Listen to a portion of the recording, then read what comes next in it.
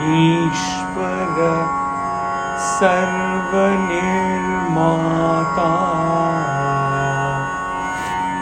na iha anya iti niścayī antargalitasarvāśaḥ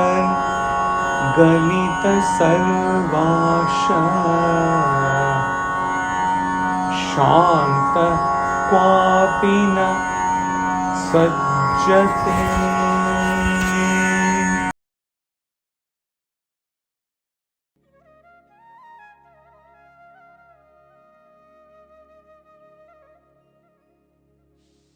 God is the creator of this creation and is in everything in this creation, shedding all desires, unattached to anything. Realize that nothing exists apart from God and be at peace.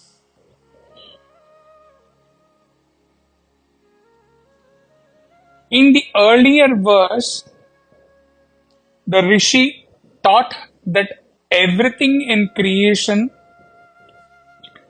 is subject to srishti, sustenance, and destruction.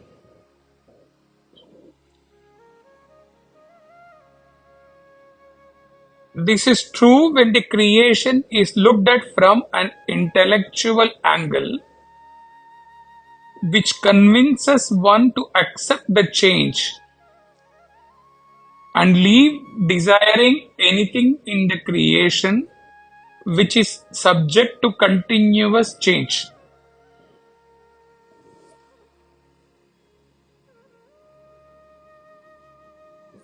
Because you desire something and you are not sure how you will change or how that object will change tomorrow. Here, the Rishi brings in an entirely newer dimension which does not refute the earlier verse but transcends the earlier verse. He says, God has created this universe. When he says so, he beckons Janaka, his disciple, to introspect on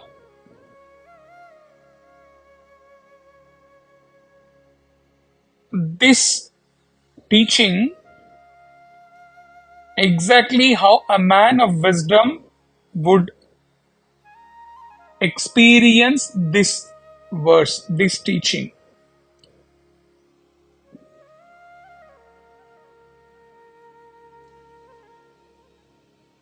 God and his created universe is the essence of today's verse,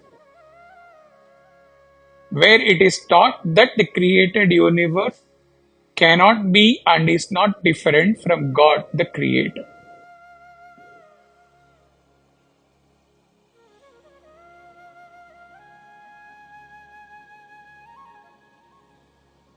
When even a Jivan Mukta walks in the streets, see men and women, young and old, see this world, then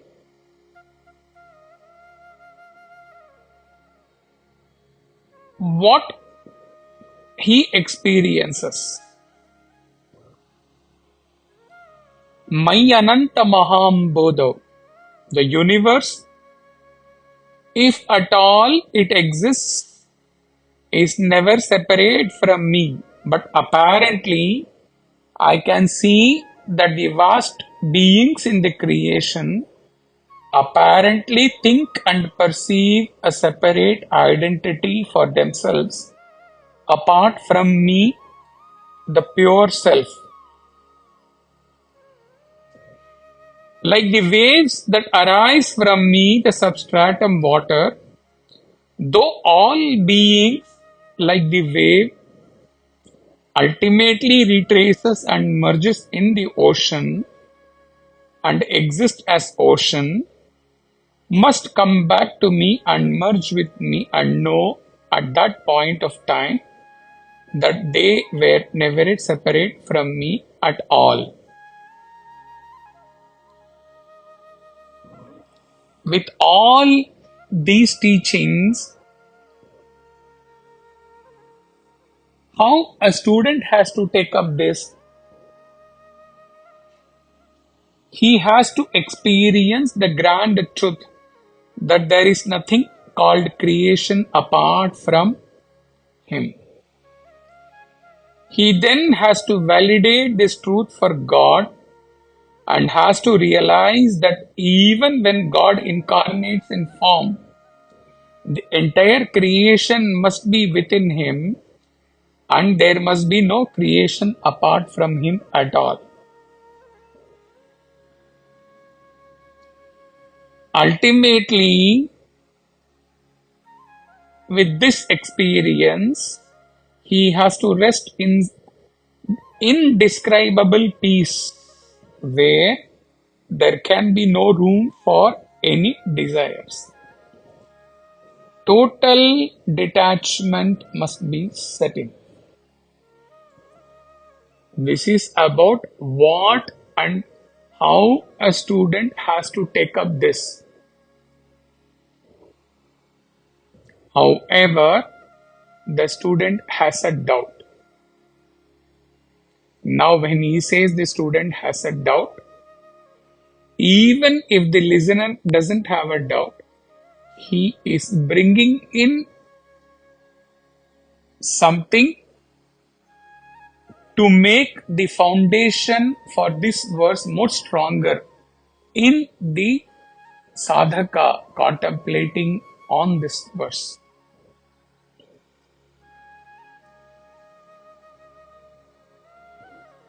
Let us visualize as though the disciple is asking, Master, you taught me earlier that the entire world, with all its beings, whatever is created,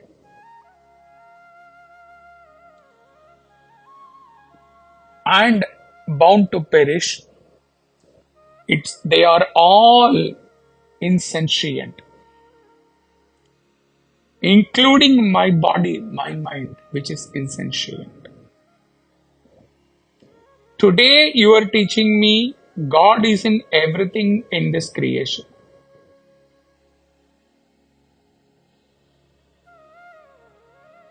Now tell me, how do I take up both these teachings and meditate? Though the end result in both teachings seems to be detachment. The master smiles. My son, there is no contradiction in both teachings.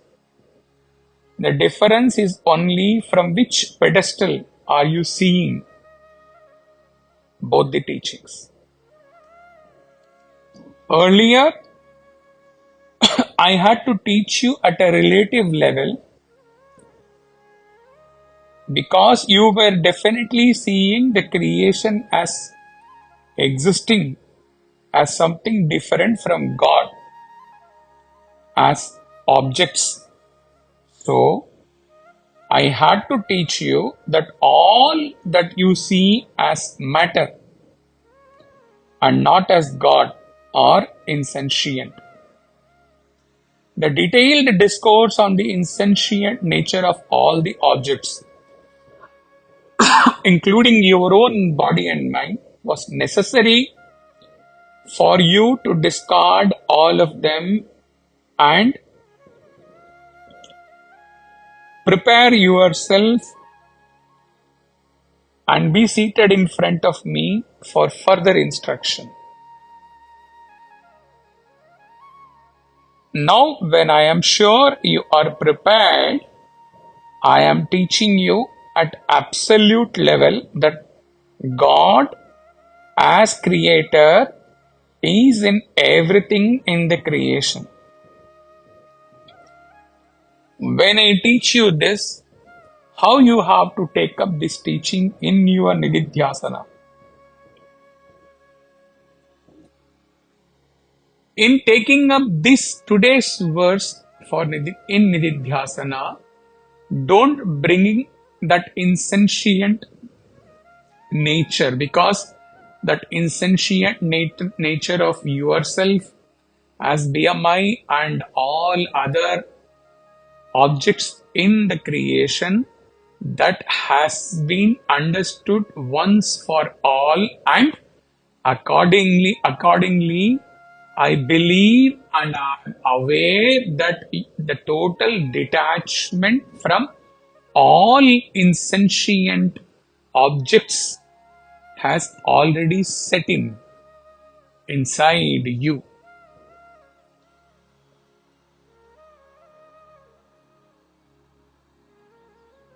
You have already come out of all attachment, all desires towards all created objects.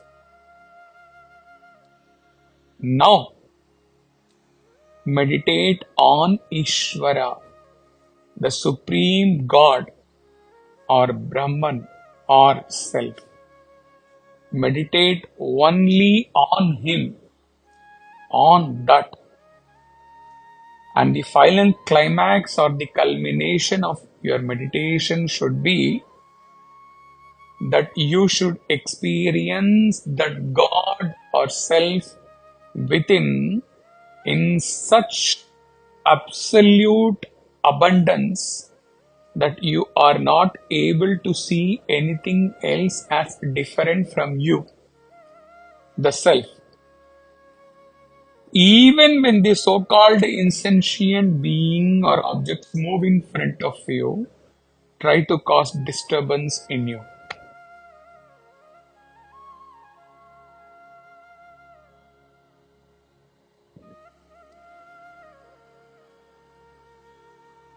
In such absolute detachment or discarding the insentient nature of all objects, you are detached from your own B and M. When you don't have your B and M, then what is there left in you to see any other thing as insentient or sentient or this or that? Or what is there within you to exist as anything other than Self?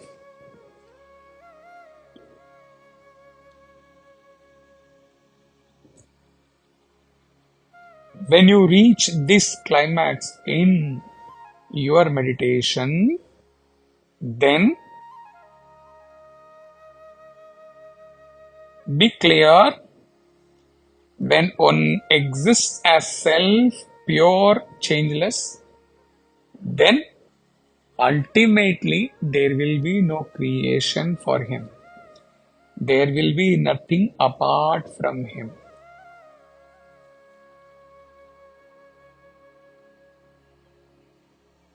With this, at that state,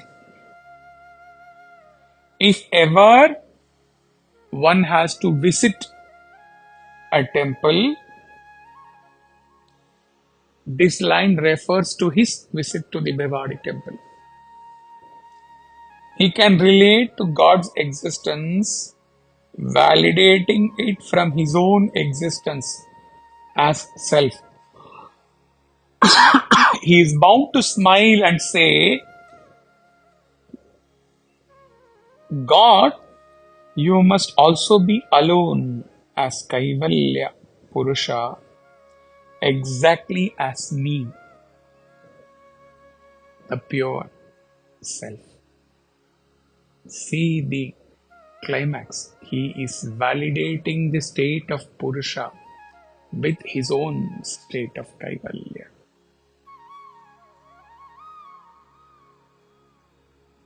This is the beyond state.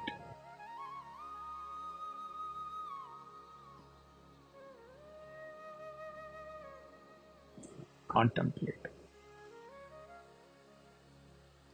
Hari Om Tat Sat.